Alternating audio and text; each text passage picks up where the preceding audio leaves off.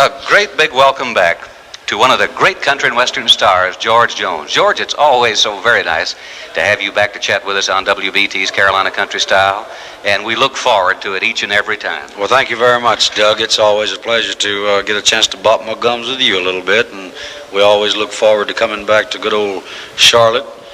And, or is it Charlotte? Charlotte. I believe that's it. George, you know what? So many thousands of people literally look forward to your return to the Charlotte Coliseum, too. You've got tremendous support in this area, as you know. Well, bless their hearts. I appreciate knowing that very much, and we always try our best to record the type of songs that we think the public might like best, and that, of course, naturally I have to like them myself, too, before we do them, and we're going to try our best to keep them as country as possible, and as long as they'll go out and buy them and keep us in the business, we're going to record them. George, you do have quite a bit to say about the songs that you actually record, don't you? Oh, yes. They don't give me any problems there. I can, pick out my tunes and go in and record them, arrange them, just about any way that I like for them to be. So I don't have any problems there whatsoever. I'm very happy in the recording end of it. I suppose each star has a different method, maybe, or a different approach that he uses to his arrangements. And I was talking with one of your men who works with you tonight, early, who's going to be doing a little harmony with you tonight on the show. And he said that, he thought that George Jones's phrasing was a thing maybe that made him different. And have you had anybody to talk to you about this, the way you phrase your songs, the way you sing the lyrics? Well, from time to time, Doug, people will mention something, in a roundabout way about how I phrase my words and everything, but I don't know. It comes natural, I feel it that way, and that's the way it comes out. I guess it is a little different. We have to be a little different, I guess, from each and every other artist. If you're not, you don't have anything a little different for the public to like. The public, they like things different too every once in a while, and I'm glad to say they took a liking to my little difference. Yeah. Well, George, your style is the thing that you've had all along. You haven't developed or changed or added to or taken away from. You sing just pretty naturally the way you've sung ever since you were a kid when you first started. Well, I'd say you was right on all of them, but developed is according to what you mean there. Naturally, it developed a little bit more as we went along. What I'm referring to is back on all the first the old records. I could really improve my singing quite a bit. I'd go off key a little bit, or maybe my musicians that I used way back then wasn't quite as good, probably no better than I was at the time. And as you go along, you learn more about the business and everything, which is true about any type of job.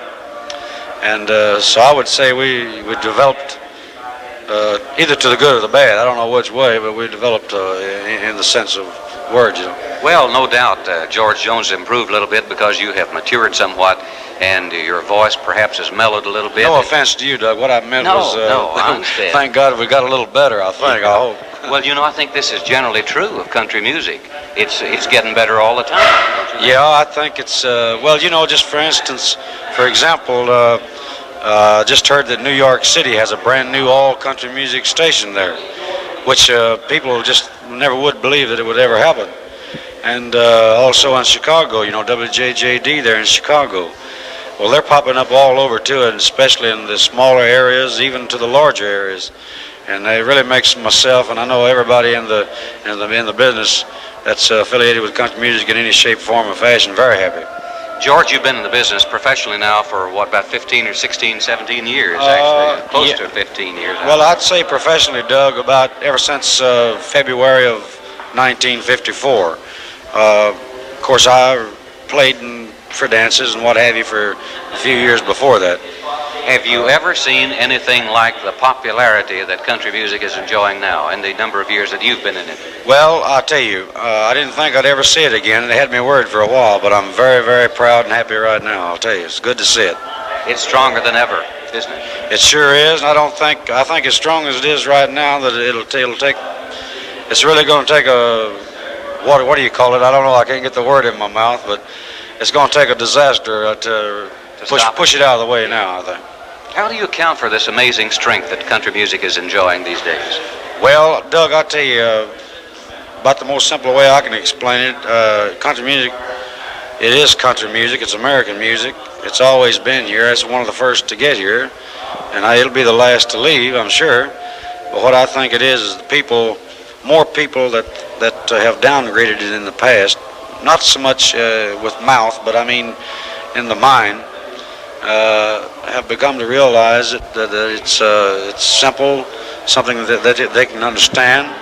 And by golly, when they set their mind to it and listen to it for a while, they can truthfully say they enjoy it. And I think that's what's made it so powerful now, what's made its big comeback. Because, you know, you've noticed how a lot of the country songs have went over into the pop field.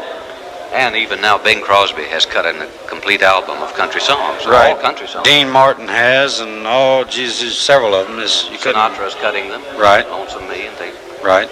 Well, it's true that it has wider appeal, no doubt, to more people, and people are not ashamed of enjoying country music anymore. George, I think this is the big difference. That's right. That's the truth. This real, I don't know, it's hard to say what is corn and what is the better good of country music.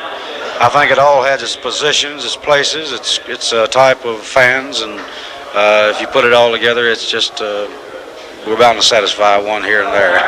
That's exactly right.